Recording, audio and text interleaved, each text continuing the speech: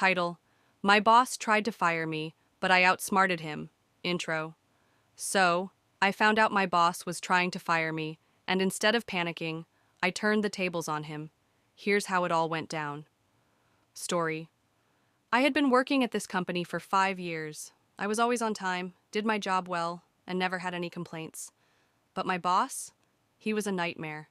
He micromanaged everything, took credit for my work, and treated employees like we were disposable. One day, I accidentally overheard a conversation he was having with HR. He wanted to replace me with his nephew, but instead of firing me outright, he planned to make my job so miserable that I would quit on my own. At first, I was furious, but then I had an idea. If he wanted to play dirty, I'd make sure he got exactly what he deserved. Revenge plan. I started documenting everything, every unreasonable request he made, every time he took credit for my work, and even the way he treated other employees.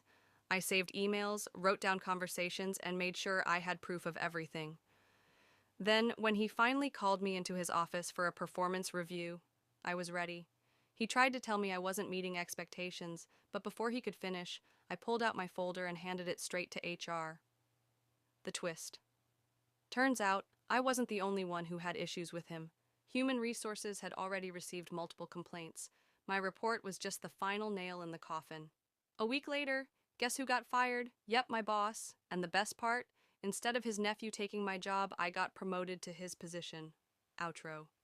Karma really is sweet. What would you have done in my situation? Let me know in the comments.